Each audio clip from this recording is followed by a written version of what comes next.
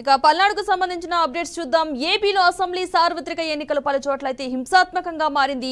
TDP YCP నేతల మధ్య అయితే దాడులతో రాష్ట్రంలోని ప్రాంతాల్లో తీవ్ర ఉద్రిక్తతలైతే చోటు చేసుకున్నాయి. దీంతో ప్రజలైతే భయాందోళనకు గురవుతున్నారు. ఈ సందర్భంగా పల్నాడులో జరిగిన చెలరేగిన హింసాత్మక సంఘటనలు రెండో రోజైతే కొనసాగడంతో ఈసీ సీరియస్ అయింది. పల్నాడు జిల్లాలో 144 సెక్షన్ అమలు చేయాలంటూ జిల్లా అధికారులకు ఈసీ అయితే ఆదేశాలు జారీ చేసింది. ఈసీ ఆదేశాలతో పల్నాడు జిల్లా పాలనాధికారి శివశంకర్ వెంటనే 144 సెక్షన్ అయితే అమలు చేయాలని పోలీస్ శాఖకైతే ఆదేశాలు జారీ చేశారు. నరసరావుపేట లోక్సభ నియోజకవర్గంతో పాటు మాచర్ల, గురజాల, పెదకూరపాడు, వినుకొండ, సత్తెనపల్లి అసెంబ్లీ నియోజకవర్గాల్లో నిన్న సాయంత్రం నుంచి 144 సెక్షన్ అమల్లో ఉంది. ముగ్గురి కంటే ఎక్కువ మంది గుమికూడటం, సభలు, సమావేశాలు నిర్వహించకూడదని పోలీసు అధికారులు ఆదేశాలు అయితే జారీ చేశారు. ఎక్కువ మంది గుమికూడితే గోప గుయ్యమంటుందంటూ పోలీసు అధికారులు అన్ని పార్టీల కార్యకర్తలను హెచ్చరించారు. అయితే పల్నాడు జిల్లాతో పాటు తిరుపతి, చంద్రగిరి, తాడిపత్రి, ఉమ్మడి చిత్తూరు జిల్లా, ఉమ్మడి కర్నూలు, అనంతపురం జిల్లాలోని సమస్యాత్మక అసెంబ్లీ నియోజకవర్గాలపై ఈసీ నిఘా వేసింది. ఇప్పటికే సంబంధిత జిల్లా అధికారులు పోలీస్ శాఖతో మాట్లాడిన ఎన్నికల అధికారులు ఎలాంటి అవాంఛనీయ ఘటనలు జరగకుండా జాగ్రత్తలు తీసుకోవాలని కట్టుదిట్టమైన ఆదేశాలు జారీ చేసిందని తెలిపింది. ఇక మరోవైపు తిరుపతిలో కూడా ఉద్రిక్తత అయితే కొనసాగుతోంది. పద్మావతి యూనివర్సిటీ ఆవరణంలోనే నిన్న చంద్రగిరి టీడీపీ అభ్యర్థి నానిపై వైసీపీ కార్యకర్తలు దాడులు చేయడంతో ఉద్రిక్త పరిస్థితులు నెలకొన్నాయి. అలాగే తాడిపత్రిలో వైసీపీ, టీడీపీ కార్యకర్తలు పరస్పరం దాడులు చేసుకోవడంతో ఆ ప్రాంతంలో ఉద్రిక్త పరిస్థితులైతే నెలకొన్నాయి. నిందితులను అరెస్ట్ చేయని పోలీసులు బాధితులపైనే కేసు పెట్టారన్న ఆరోపిస్తూ పులవర్తి నాని భార్య ఆందోళనకు దిగారు. తిరుచానూరు పిఎస్ ముందు పులవర్తి నాని సతీమణి సుధారెడ్డి ధర్నాకు దిగారు. వైసీపీ అరాచకాలు ఎక్కువవుతున్నాయని, వారి మీద కఠిన చర్యలు తీసుకోవాలని మాజీ సీఎం చంద్రబాబు ఇప్పటికే ఈసీకి ఫిర్యాదు చేశారు. అటు అనంతపురంలోనూ ఉద్రిక్తతలైతే కొనసాగుతున్నాయి. అర్ధరాత్రి జేసీ నివాసంలో పోలీసులు తనిఖీ చేపట్టారు. జేసీ అనుచరులపై దాడి అదుపులోకి చేసిన వారిని మొత్తంగా పోలీసుల దాడులను జేసీ దివాకర్ రెడ్డి అయితే ఖండించారు. తమ ఇంట్లో 2 పేషెంట్లు ఉన్నారని, 2 మంచంపై లేవలేని స్థితిలో ఉన్నారని, వారికి మందులు ఇచ్చేందుకు కూడా ఎవరూ లేరన్నారు. పని మనుషులు కూడా పోలీసులు వారిని కూడా తీసుకెళ్లిపోయారని మాజీ ఎంపీ జేసీ దివాకర్ రెడ్డి ఆరోపించారు. ఇక మొత్తంగా అనంతపురం జిల్లా తాడిపత్రిలో నిన్నటి నుంచి అయితే ఘర్షణలు అయితే చోటు చేసుకుంటూనే ప్రస్తుతం అక్కడ పరిస్థితి ఏ విధంగా ఉందో అక్కడ మరింత సమాచారం మా ప్రతినిధి రవిచంద్ర అందిస్తారు. లైవ్ లో రవిచంద్ర, చెప్పండి, ప్రస్తుతం తాడిపత్రి వ్యాప్తంగా పరిస్థితి ఏ విధంగా ఉంది? ప్రస్తుతానికి అదుపులోకి వచ్చిందా? అధికారులు ఎలాంటి బలగాలను అక్కడ ప్రవేశపెట్టారు? పద్మ, ఏదైతే నిన్నటి రోజు జరిగిన సంఘటన దృష్టిలో ఉంచుకొని రాష్ట్ర పోలీసు అధికారులు పూర్తి స్థాయిలో జిల్లా అధికార యంత్రాంగానికి తీవ్రంగా పరిగణించడంతో పాటు కీలకమైన ఆదేశాలు చేశారు.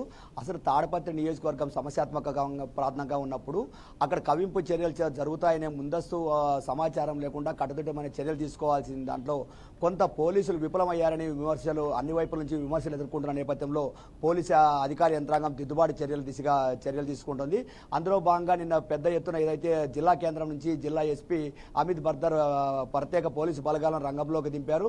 డీఐజీ కూడా అక్కడే మకాం వేసిన పరిస్థితి. అంతేకాక కడప సమీపంలోని కడప జిల్లా, కర్నూలు జిల్లాకు సంబంధించిన ఇతర ప్రాంతాల అధికారులు, గతంలో తాడిపత్రి ప్రాంతంలో పనిచేసిన డిఎస్పీ, సిఐ స్థాయి అధికారులందరినీ కూడా అక్కడికి రప్పించి ఖచ్చితంగా నిన్న ఏదైతే గొడవలు జరిగాయో 4 గంటల పాటు ఇరువైపులా రాళ్ళు రువ్వుకోవడం సంఘటనలో కూడా ఏదైతే ఆ విజువల్స్లో ఉన్న ఆధారంగా వాళ్ళందరినీ కూడా గుర్తించే పనిలో పెట్టారు.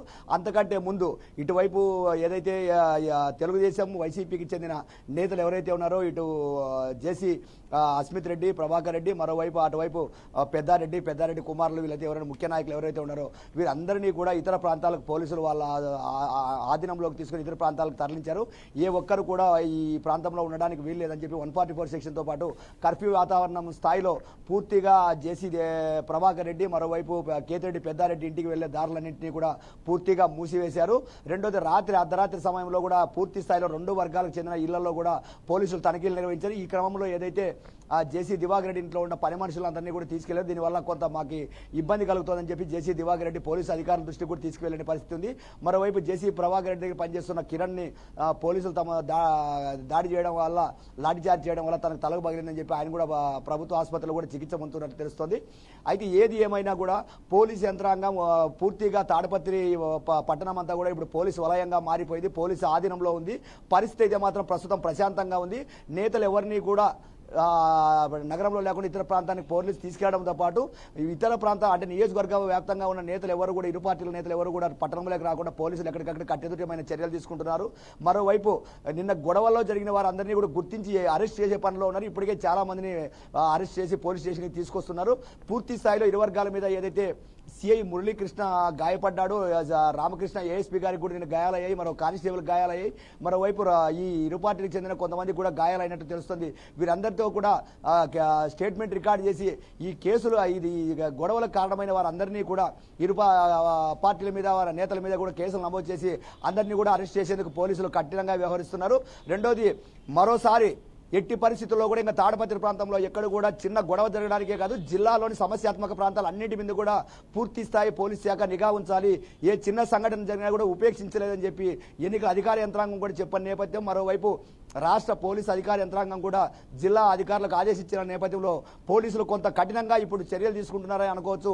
కఠినంగా వ్యవహరించడం వల్లే పరిస్థితి తొందరగా అదుపులోకి వచ్చిందని చెప్తున్నారు. అయితే ప్రస్తుతం తాడపత్రి ప్రాంతం అయితే ప్రశాంతంగా ఉంది. ఇరు పార్టీల నేతలను కూడా పోలీసు ఆధీనంలోకి తీసుకొని ఇతర ప్రాంతాలకు తరలించినట్టు తెలుస్తోంది. మరి చాలా మంది ఈ కేసులో పాల్గొన్న ఒకవైపు అరెస్టులు చేస్తూ మరోవైపు ఫర్దర్గా ఎలాంటి గొడవలు జరగకోకుండా ఎక్కడికక్కడ కఠినమైన చర్యలు తీసుకోవడంతో పాటు పూర్తి నిఘా నీడలో తాడపత్రి కొనసాగుతుంది. పోలీసు వలయంగా మారింది. రెండోది, గొడవల కారణమని ఎవరైతే భావిస్తున్నారో గతంలో ఎవరైతే ఉంటారో వారందరి మీద కదలికల మీద కూడా పోలీస్ శాఖ నిఘా ఉంచింది. నియోజకవర్గ వ్యాప్తంగా పోలీసు యంత్రాంగం కీలకమైన నేతలందరికీ కూడా హెచ్చరికలు జారీ చేసి ఏ ఒక్కరు గొడవలకు దిగినా కూడా కఠినమైన చర్యలు ఉంటాయని చెప్పడం జరిగింది. మరోవైపు ఇతరులు ఎవరు కూడా ఆ తాడపత్రి పట్టణంలోకి రాకుండా గుమిగూడకుండా కూడా 144 సెక్షన్ అమలు చేస్తున్నారు. మరోవైపు కర్ఫ్యూ వాతావరణంలో అదనపు బలగాలు కూడా తాడపత్రి ప్రాంతానికి చేరుకున్న నేపథ్యంలో ప్రస్తుతం తాడపత్రి ప్రాంతంలో అయితే పరిస్థితి ప్రశాంతంగా ఉంది. నేతలు ఎవరిని కూడా నగరంలో లేకుండా బయటికి తరలించిన పరిస్థితి, ఏ ఒక్కరు కూడా నగరంలోకి రాకోకుండా రెండోది ప్రశాంతంగా ప్రజలు ఎవరి పని వాళ్ళు చేసుకునే విధంగా పోలీసు యంత్రాంగం చర్యలు తీసుకుంది. జిల్లా ఎస్పీ అనంతపురం రేంజ్ డీఐజీ స్వయంగా రంగంలోకి దిగి తాడపత్రి ప్రాంతంలోనే మకాం వేసి పరిస్థితిని అదుపులోకి తీసుకొచ్చారని చెప్పొచ్చు. ప్రస్తుతం అయితే పరిస్థితి ప్రశాంతంగా ఉంది తాడపత్రి పట్టణంలో. Right, thank you Ravichandra.